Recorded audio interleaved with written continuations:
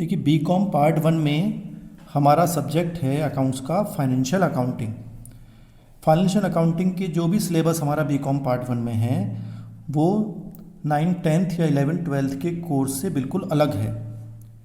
लेकिन जिन्होंने 9th 10th या 11th 12th में कॉमर्स नहीं पढ़ी है, अकाउंट्स नहीं पढ़ी है, उनके लिए थोड़ा मुश्किल हो सकता है। इसीलिए हम पहले थोड़ा बेसिक अकाउंट्स समझेंगे, बेसिक टर्म्स समझेंगे अकाउंट्स की, जिससे कि हम ग्रेजुएशन लेवल का अकाउंट्स अच्छी तरीके से समझ सकें और उनके क्वेश्चंस को हम सॉल्व कर सकें।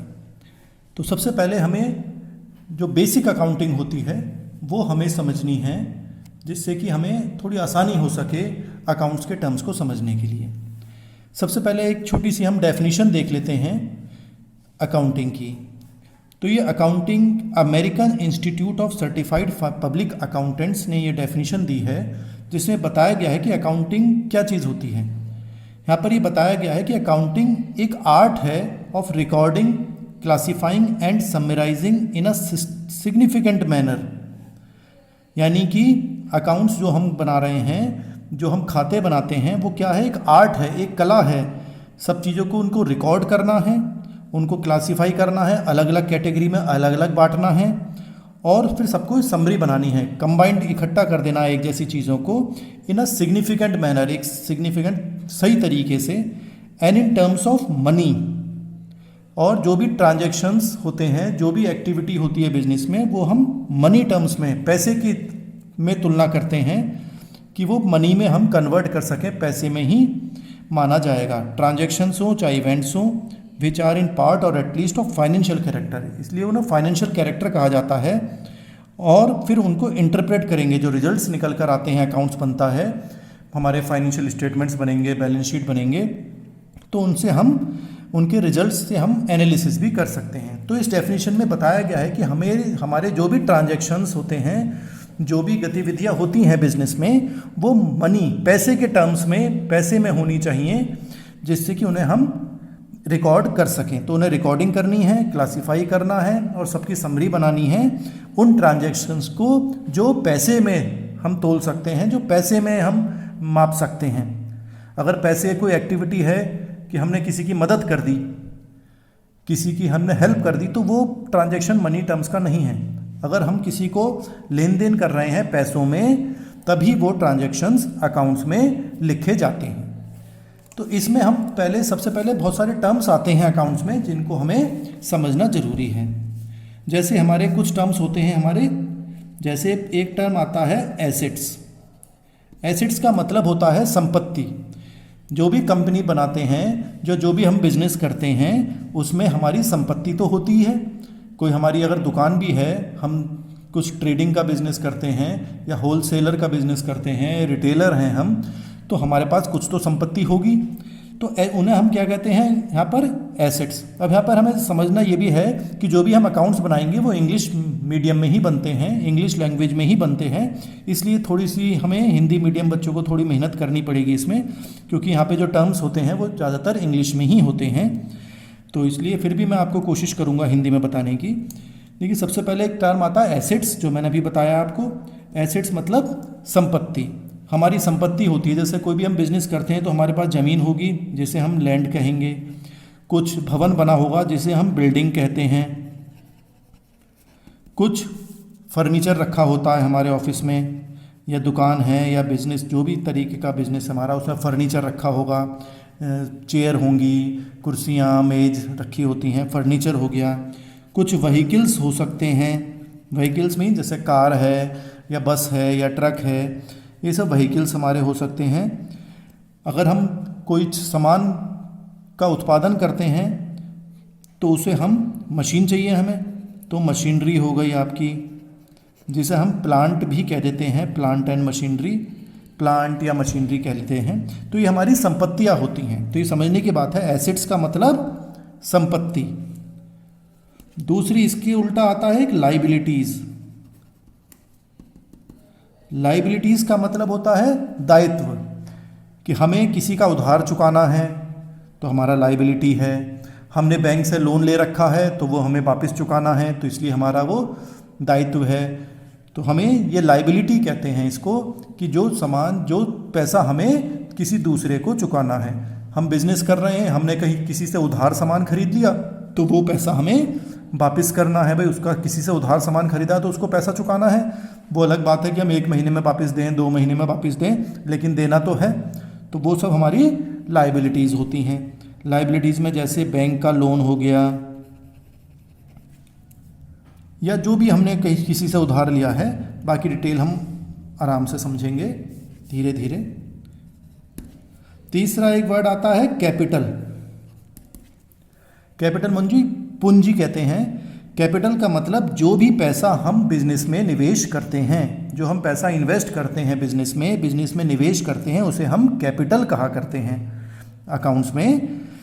मान लीजिए हमने कोई बिजनेस शुरू करना है और हमने 1 लाख रुपए अपने बिजनेस में लगाए, कि दुकान खरीदी, सामान खरीदा उससे संबंधित, तो जो कैपिटल है वो क्या मानी जाएगी, कि जो भी पैसा हम बिजनेस में लगा रहे हैं वो हमारी संपत्ति मानी जाती है। इसके अलावा और बहुत सारी चीज़ें आती हैं, केवल हम टर्म्स की बात कर रहे हैं। जो जो पॉइंट्स आते हैं इसमें, एक आते हैं हमारे सेल्स। सेल्स का मतलब होता है जो भी सामान हम बेचते हैं। हमारा बिजनेस है, दुकान है, तो जितना हम सामान अपने ग्राहकों को बेचते हैं उसे हम सेल्स कहते हैं। एक आता है परचेजेस पॉइंट। परचेजेस मतलब जो सामान हम खरीदते हैं, किसी से खरीदा क्योंकि हमें बेचना है सामान, तो या तो हम खुद उत्पादन करें या हम किसी से लेकर खरीद कर और तब हम अपने ग्राहकों को बेचते हैं। तो जो भी हम सामान किसी से और से खरीदते हैं उसे हम यहाँ पर परचेजेस कहा करते हैं। अगला पॉइंट आता है हमारा डेटर्स। डेटर्स का मतलब होता है यहाँ पर कि हमारे जो ग्राहक हैं उनको हम सामान बेचते हैं तो नगद पर बेच सकते हैं या हम उधार बेच सकते हैं। नगद पर बेच दिया तो कोई बात नहीं, पैसे मिल गए। लेकिन अगर हम उधार बेच रहे हैं तो जिनको हम उधार बेच रहे हैं उनको हम कहते हैं डेटर्स, क्योंकि उनका हिसाब हमें रखना पड़ेगा कि हमने इन लोगों को सामान, अपने इन कस्टमर्स को, इन ग्राहकों को सामान उधार बेचा है, तो उनका नाम हमें नोट करके रखना पड़ेगा कि भाई ये हमें वापस पैसे देंगे 1 महीने बाद, 2 महीने बाद हमारे सामान जो हमसे लिया है उसका पेमेंट करेंगे। तो उसको हम क्या नाम देते हैं, यहाँ पे डेटर्स नाम देते हैं। इसका उल्टा होता है क्रेडिटर्स। क्रेडिटर्स होते हैं जिनसे हमने सामान खरीदा है उधार में। तो अगर हम उधार माल खरीद रहे हैं किसी से तो फिर तो भी उसका हमें हिसाब रखना पड़ेगा कि हमें इन लोगों का, जो हमारे सप्लायर हैं, किसी से सामान लिया तो वो उन्हें क्या कहते हैं, हम सप्लायर कहते हैं, जिनसे हमने सामान खरीदा। तो अपने सप्लायर जो हैं, तो जो उनसे हमने सामान खरीदा है उनसे, तो हमें उनको पेमेंट करना पड़ेगा, चाहे 1 महीने बाद करें, 1.5 महीने बाद या 2 महीने बाद। तो हमें उनका भी हिसाब रखना है कि हमें किस किस को कितना कितना पेमेंट करना है और हमने उनसे क्या क्या सामान खरीदा था। तो उनको हम क्या कहते हैं, क्रेडिटर्स कहा करते हैं। तो क्या बताया मैंने कि या तो हम सामान उधार भी बेच सकते हैं, हम सामान उधार भी खरीद सकते हैं। अगर जो सेल्स है, जैसे मैंने बताया सेल्स मतलब बिक्री, तो ये बिक्री क्रेडिट पे भी हो सकती है। क्रेडिट मतलब उधार, और नगद मतलब कैश पे हो सकती है। ऐसे ये परचेजेज हैं, ये क्रेडिट पे हो सकते हैं और ये कैश पर हो सकते हैं। क्रेडिट पर सेल करेंगे तो डेटर्स का हिसाब रखना पड़ेगा, और अगर परचेजेज उधार करेंगे, क्रेडिट करेंगे, तो हमें क्रेडिटर्स का हिसाब रखना। क्रेडिट मतलब उधार पर हम सामान बेच रहे हैं। और बहुत सी बातें इसमें आती हैं हमारे पास। एक शब्द आता है लोन। लोन मतलब हमने किसी से लोन लिया है, बैंक से लोन ले सकते हैं, वित्तीय संस्थान है उनसे हम लोन ले सकते हैं, या कोई हमारे फ्रेंड्स हैं, दोस्त हैं, जान पहचान के रिश्तेदार हैं, उनसे हम लोन ले सकते हैं, जिसको हम कुछ समय बाद वापस कर देंगे। बैंक से भी हम लोन ले सकते हैं। अगर बैंक में एक चीज़ और आती है ओवरड्राफ्ट। ओवरड्राफ्ट कह लीजिए या बैंक ओवरड्राफ्ट हम कह देते हैं। बैंक ओवरड्राफ्ट का मतलब कि हमारे बैंक में पैसे हैं, जमा हैं, लेकिन हमारा बैंक से एग्रीमेंट हुआ है कि अगर हमारे बैंक में हमारे 1 लाख रुपए जमा हैं तो हम उनसे एग्रीमेंट हमारा हो गया कि हमें अपने बिजनेस में ज़रूरत पड़ेगी, हमें अपने व्यापार में अगर पैसे की ज़रूरत पड़ेगी तो हम 1 लाख रुपए से भी ज़्यादा निकाल सकते हैं। एक लिमिट बना देंगे वो बैंक कि आप 5 लाख रुपए की लिमिट बना दी कि आप 5 लाख रुपए तक फालतू निकाल सकते हैं, एक्स्ट्रा निकाल सकते हैं। तो हमने ओवर निकाल लिया, ओवर में तो ज़्यादा निकाल लिया, जितना हमारी जमा पूंजी थी बैंक में हमने उससे ज़्यादा पैसे निकाल लिए, तो उसे हम क्या कहते हैं, बैंक ओवरड्राफ्ट। ओवरड्राफ्ट हो गया, फालतू पैसे हमने निकाल लिए। और अगर बैंक हमें नॉर्मल लोन देता है तो उसे हम केवल यहाँ पर लोन कहा करते हैं। और बात आती है, एक शब्द आता है स्टॉक। स्टॉक कह लीजिए या उसे हम आजकल इन्वेंट्री कहते हैं, नए फाइनेंशियल सिस्टम के हिसाब से इन्वेंट्री कहा करते हैं। स्टॉक या इन्वेंट्री का मतलब होता है जो रहतिया है, जो सामान है हमारा, उसे हम स्टॉक कहते हैं। जैसे हमने साल का या वर्ष का अंतिम दिन आ गया, मान लो दिसंबर को हमें हिसाब देखना है कि हमने जितना सामान खरीदा था या उत्पादन करा था वो सब बिक गया कि नहीं बिक गया। तो ऐसा तो हो नहीं सकता कि जितना बनाए सब बिक जाएगा या जितना हमने खरीद के रख रखा है वो सब बिक जाएगा, तो कुछ ना कुछ तो बच ही जाता है। तो जो सामान बच जाता है हमारा बिकने से उसे हम स्टॉक कहते हैं या इन्वेंट्री कहा करते हैं। इन्वेंट्री हमारा यानी कि ये गुड्स हो गए हमारे, गुड्स मतलब जो हमारा सामान है। इन्वेंट्री किसका, गुड्स का, जो हमारा सामान होता है रखा हुआ बिजनेस में या जो हम उत्पादन करते हैं और बिक्री के लिए तैयार है उसे हम गुड्स कहा करते हैं यहाँ पर। तो जो बच गए वो हमारे गुड्स बच जाते हैं। फिनिश्ड गुड्स भी कह सकते हैं उन्हें, कि जो बच गया सामान वो फिनिश्ड गुड्स भी कहे जाते हैं। अब फिनिश्ड, देखिए स्टॉक की बात करते हैं तो यहाँ पर देखिए 3 बातें समझ में आती हैं। एक तो होता है हमारा फिनिश्ड गुड्स, अंतिम फिनिश्ड स्टॉक कह सकते हैं आप, जो स्टॉक बच गया फिनिश्ड, जो अंतिम रहतिया है, ये फिनिश्ड गुड्स स्टॉक है हमारा। लेकिन ये एक फिनिश्ड गुड्स का हो सकता है, देखिए मैं आपको यहाँ पर डिटेल में बताता हूँ।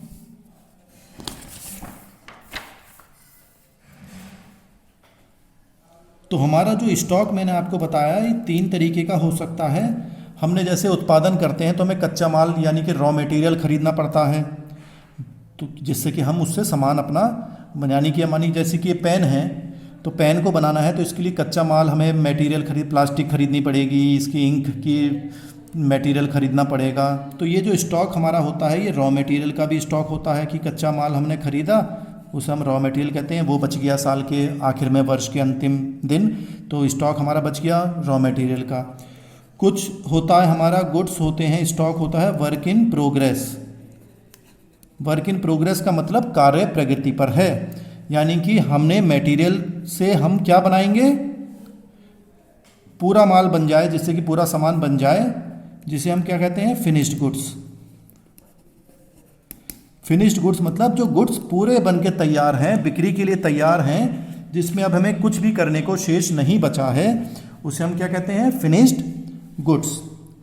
तो 3 तरह का मटेरियल का स्टॉक हमारे पास होता है। एक मटेरियल कच्चा माल का, कुछ गुड्स जो बन के तैयार हो गए तो वो फिनिश्ड गुड्स बन गए, लेकिन अभी पूरा सामान नहीं बना है। मान लीजिए ये पेन बन रहा है, हमने ये प्लास्टिक का पेन तो ऊपर से कवर तो बना लिया, लेकिन इसकी इंक अभी नहीं बनी है, तो ये गुड्स पूरे कंप्लीट तो नहीं हुए, पूरे भी नहीं बने, लेकिन कच्चा माल भी नहीं है भाई, आधा हिस्सा तो बन ही गया।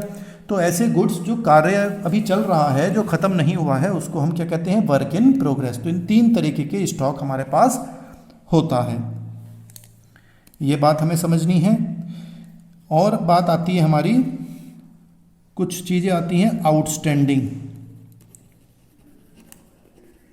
आउटस्टैंडिंग एक्सपेंसेस, एक्सपेंसेस मतलब खर्चे, और आउटस्टैंडिंग मतलब जो खर्चे हमने अभी नहीं चुकाए हैं।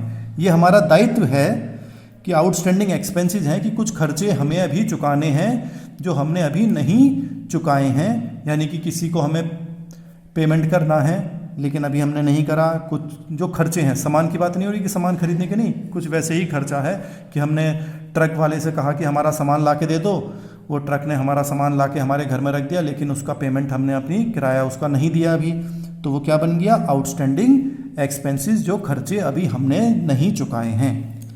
ऐसे ही आय हो सकती है हमारी जो अभी हमें ना मिली हो, उसे हम कहते हैं एक्रूड इनकम। एक्रूड इनकम कि हमें आय तो हमने अर्जित कर ली, हमने किसी के लिए काम करा और हमें पेमेंट मिलना चाहिए, उसके लिए सर्विस हमने किसी को दी तो हमें उसके बदले पैसे मिलने चाहिए, लेकिन अभी पैसे नहीं मिले हैं, तो उसे हम क्या कहते हैं, एक्रूड इनकम। दूसरी बात एक आती है, शब्द आता है यहाँ पर, एक टर्म आता है बैड डेब्ट्स। बैड डेब्ट्स का मतलब समझेंगे कि जैसे मैंने आपको पहले बताया कि हम सेल करते हैं, बिक्री करते हैं, तो हम कैश में नगद करते हैं या उधार करते हैं। उधार को हम कहते हैं क्रेडिट। उधार में हमने अपना सामान बेच दिया, अब वो हमें 1 महीने बाद पेमेंट दे देंगे, 2 महीने बाद पेमेंट दे देंगे, जैसे भी हमसे बात तय हुई है उनकी। तो ये जो क्रेडिट हो गया, उधार दिया, लेकिन हो सकता है कि ये उधार 2 महीने बाद वो ना चुका पाएँ, तो प्रॉब्लम हो सकती है, भाई हमारा तो नुकसान हो जाएगा। तो जो पैसा नहीं चुका पाए लोग, हो सकता है कि ये जिस आदमी से हमें पैसे लेने थे वो दिवालिया हो गया, उसके पास बिल्कुल पैसे ही नहीं बचे, हो सकता है उसकी मृत्यु हो गई हो, तो हमारा पैसा तो नहीं मिलेगा अब, और उसका कोई वारिस भी नहीं है मान लीजिए, या कोई बिजनेस चलाने वाला नहीं है, तो जिसको भी हमने सामान बेचा वो हमें पैसा देने की स्थिति में नहीं है। मृत्यु हो जाए या दिवालिया हो गया या कहीं गायब हो गया, हमें नहीं पता कहाँ चला गया, या सब कुछ छोड़ छाड़ के चला गया और हमें बताया भी नहीं, तो यानी कि हमारा पैसा डूब गया। तो जो पैसा डूब जाता है हमारा, यानी कि हमें पैसा नहीं मिलेगा, उस पैसे को हम क्या कहते हैं कि उधार वाले लोग थे जिन्होंने पैसा नहीं चुकाया, तो उसे हम कहते हैं बैड डेब्ट्स, डूबत ऋण। जो हमने ऋण दे रखा था, यानी कि जो हमारा ऋण था, जो हमें मिलना था पैसा, वो डूब गया पैसा हमारा, उसे हम कहते हैं बैड डेब्ट्स। इसके साथ हमारी चीज़ आती है कि जो भी हम खाते बनाते हैं, अकाउंट्स बनाते हैं, एक वर्ष के लिए बनाते हैं। जो ये वर्ष हमारा होता है, ये ज़्यादातर हम कहते हैं उसे वित्तीय वर्ष, इंग्लिश में कहते हैं फाइनेंशियल ईयर, वित्तीय वर्ष या फाइनेंशियल ईयर। ये फाइनेंशियल ईयर जो होगा वो हमारा शुरू होता है 1 अप्रैल से, 1 और जो भी वर्ष है, मान लीजिए 2020 चल रहा है, 2020 से शुरू हुआ हमारा ये वर्ष, तो 1 अप्रैल से हमारा वित्तीय वर्ष शुरू होता है और एक वर्ष खत्म होगा 31 मार्च 2021 में। एक वर्ष पूरा हो गया, पिछला वर्ष हो गया 1/4/2019 से 31 मार्च 2020। तो इसी तरह से एक हमारा जो वित्तीय वर्ष है वो 1 अप्रैल से शुरू होता है और अगले साल 31 मार्च में ख़त्म हो जाता है, पूरे 12 महीने का। तो उसे हम फाइनेंशियल ईयर कहते हैं। ज़्यादातर कंपनी जो है या व्यापार हैं वो इस वित्तीय वर्ष के हिसाब से ही अपने खाते बनाते हैं, तो इसलिए हम इसको फाइनेंशियल ईयर कहते हैं। एक हमारा कैलेंडर ईयर होता है, कैलेंडर आपने देखा ही होगा, जनवरी से शुरू होता है, 1 जनवरी से, और 31 दिसंबर को समाप्त हो जाता है, तो वो कैलेंडर ईयर होता है। और ये होता है हमारा वित्तीय वर्ष, यानी कि फाइनेंशियल ईयर। शॉर्ट में हम कह देते हैं कि अप्रैल से शुरू हुआ और अगले साल मार्च में ख़त्म हो गया। तो जो भी हम खाते बनाएंगे वो एक वर्ष के लिए बनाए जाते हैं और अप्रैल से शुरू होता है और अगले साल मार्च तक चलता है। फिर हमने यहाँ पे पीछे बात करी थी एसेट्स की, आपको याद होगा अभी हमने एसेट्स की बात करी थी। एसेट्स जो होते हैं वो वैसे तो बहुत तरीके के होते हैं, लेकिन अभी हम आपके समझने के लिए 2-3 प्रकार बता देता हूँ। एक होते हैं हमारे फिक्स्ड एसेट्स और एक होते हैं हमारे करंट एसेट्स। कुछ इंटेंजिबल भी कहे जाते हैं और कुछ फिक्टिशियस एसेट्स भी होते हैं।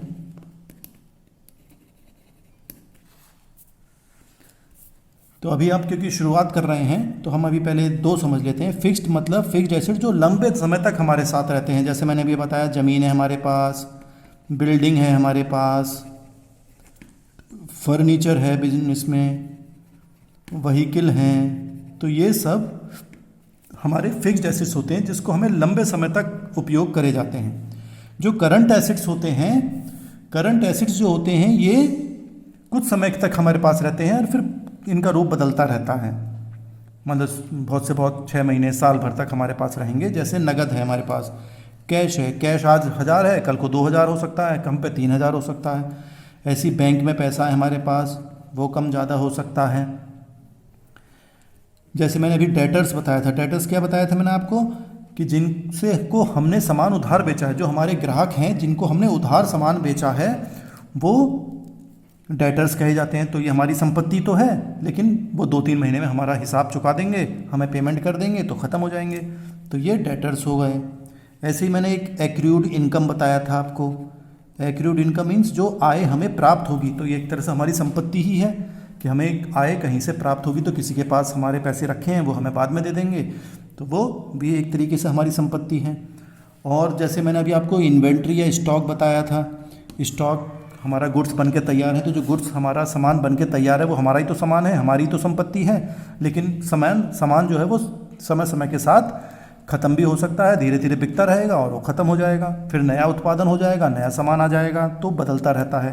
तो ये इसलिए करंट कहा जाता है। चालू संपत्ति है हमारी, चालू मीन जो चलन में है, चलती रहेंगी। तो ये स्टॉक हो गया हमारा, डेटर्स हो गया। ऐसे ही बिल्स, रिसीवेबल भी हम कह देते हैं इसको, ट्रेड रिसीवेबल्स। ट्रेड में, व्यापार में जो रिसीवेबल्स मतलब जो रिसीव होंगे, प्राप्त होंगी चीज़ें हमें, वो ट्रेड रिसीवेबल्स कही जाती हैं। जैसे डेटर्स हैं, या बिल हमें कहीं से हमने बिल काट दिया, बिल हमें प्राप्त करना है, तो वो रिसीवेबल्स नाम दे देते हैं। ऐसे ही हमारा इंटेंजिबल आते हैं। ये हमारी टेक्निकल नो हाउ या पेटेंट्स होता है, एक अधिकार होते हैं एक तरीके से। जैसे पेटेंट है हमारा, कि हमने कुछ एक फार्मूला इस तरह का बनाया कि इस पर अधिकार हमारा ही है। जैसे दवाइयाँ बनती हैं, जैसे अब आजकल कोरोना से संबंधित दवाई बनाई जा रही है, तो जो भी दवाई बनेगी वो पेटेंट कही जाएगी, पेटेंट करा दी जाएगी कि इसको केवल हम ही उत्पादन करेंगे और कोई नहीं करेगा, तो वो पेटेंट एक अधिकार हो गया। ऐसी कॉपीराइट है कि एक अधिकार है। मान लो जैसे किताब लिखने वाले हैं, जो भी आप किताब पढ़ते हैं, जो ऑथर है, जो लेखक है, उसका कॉपीराइट होता है कि वो जो किताब उसने लिखी है वो वही किताब कोई दूसरा आदमी नहीं लिख सकता, तो ये उसका अधिकार है। तो जो भी अधिकार है वो भी एक तरीके से हमारे इंटेंजिबल माने जाते हैं। टेंजिबल मतलब जिनको हम छू सकते हैं, जैसे बिल्डिंग है, फर्नीचर है, ये टेंजिबल हैं। और इंटेंजिबल मतलब जिनको हम छू नहीं सकते, ये अधिकार है, हक है हमारा, लेकिन इसको हम छू तो नहीं सकते। या जैसे आपके ट्रेडमार्क है, एक लोगो होता है कि भाई हर कंपनी का अपना डिज़ाइन होता है, कि हम केवल डिज़ाइन देख के ही पहचान लेंगे कि ये कौन सी कंपनी का सामान है, प्रोडक्ट है, तो वो ट्रेडमार्क हो गया। इस तरह से और बहुत सारी चीज़ें होती हैं, टेक्निकल नो हाउ वगैरह सब होते हैं। तो ये सब हमारे एसेट्स हो गए। फिक्टिशियस एसेट्स होते हैं जिनको हम बैलेंस शीट में लिख तो देते हैं संपत्ति की तरफ, लेकिन वो एक्चुअल में संपत्ति होती नहीं है। कुछ भी लॉसेस हमारे दे रखे हैं, वो सब हमारे नुकसान हानि है, वो अगर हमने संपत्ति की तरफ लिख रखे हैं तो फिक्टिशियस एसेट्स हो जाते हैं। तो इस तरह की ये एसेट्स हैं। गुडविल होती है हमारी ख्याति, ये बहुत बड़ा संपत्ति होती है हमारी, कि अगर आप देखें कोई मिठाई की दुकान पर जाएं तो कहेंगे भाई हम तो उसी दुकान से खरीदेंगे क्योंकि उसकी मिठाई अच्छी, तो यानी कि उसी दुकान पर क्यों जा रहे हैं, उसकी ख्याति है, गुडविल है, उसका इमेज है, कंपनी का उसका नाम है दुकान का मार्केट में। तो वो जो नाम है वो एक तरह से उसकी संपत्ति है, जिससे कि उसकी बिक्री बढ़ रही है उस चीज़ से।